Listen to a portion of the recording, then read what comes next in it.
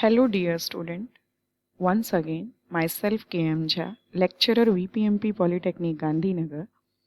I am here with my new module from the Java programming and the code of the subject is 3350703. Unit name is file handling. This is unit 6 from the Java programming, GTU diploma. Topic that I am trying to cover here is basics of streams. Now we will see the objective. After going through this module, the students would be able to understand regarding the basics of streams in Java programming.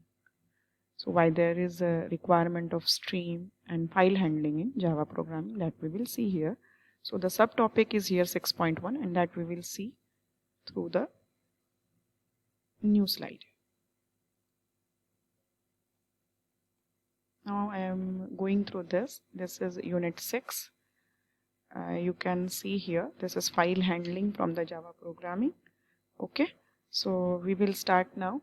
This is 6.1. so what I'm trying to cover here is stream classes, hierarchical structure, and then input output classes, creating the text file, reading and writing the text file. Okay, so why there is a actually requirement of file handling in Java as the unit name suggests. So to overcome these two issues, first and second, there is a requirement of file handling in Java. Why there is an issue like this and which are they? So here it is written, we are facing two challenges, two problems always, or users or programmers, like the data is lost when a variable goes out of scope or when the program is terminated.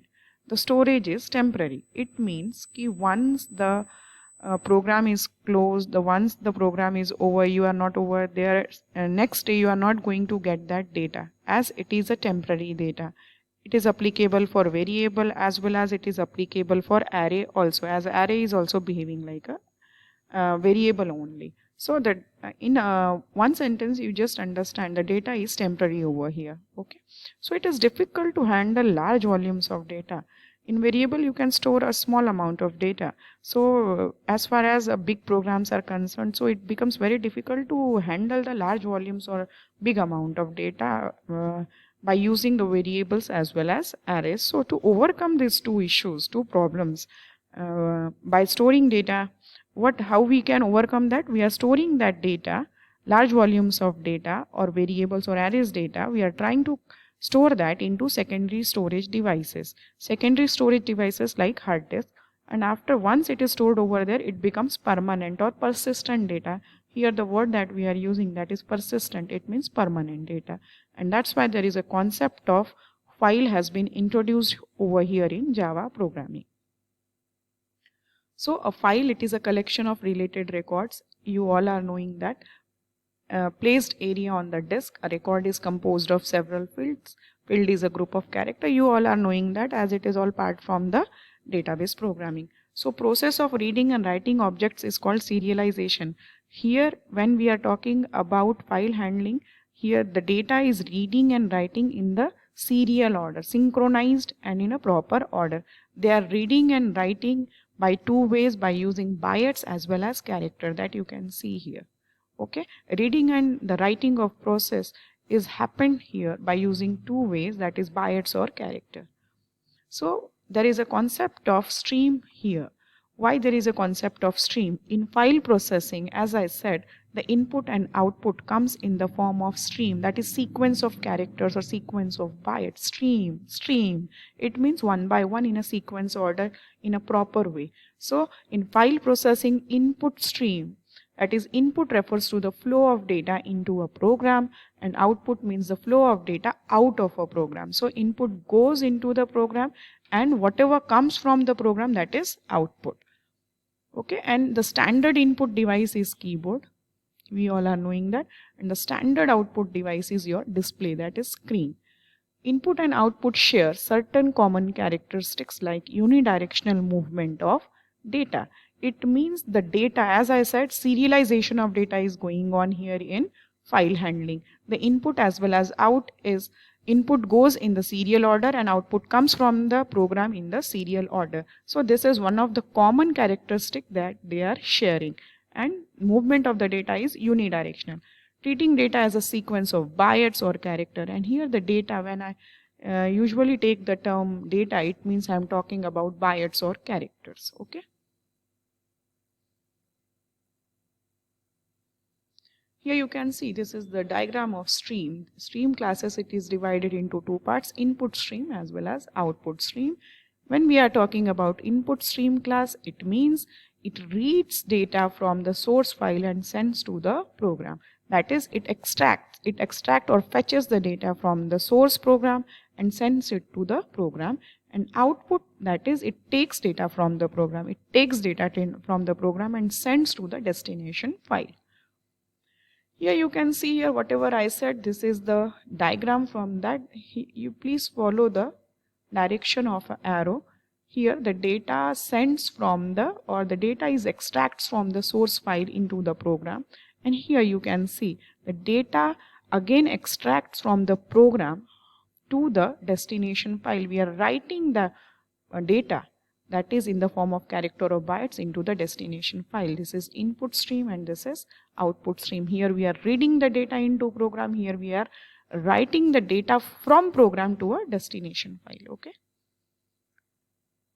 Stream classes, they are divided into two categories: byte stream class, character stream class. Byte stream class, Java stream class, basically they are having two sections, that is byte stream and character stream. For inputting in byte stream, we are using input stream classes. For outputting in byte stream, we are using the same word, input and output, in byte stream class. So try to remember in exam also, if we are talking about input stream class and output stream class, it means we are talking about byte stream class. And if there is something change, then it means we are talking about the character stream class. Here for inputting, the word we are using is reader, and for outputting we are using the word writer. Okay.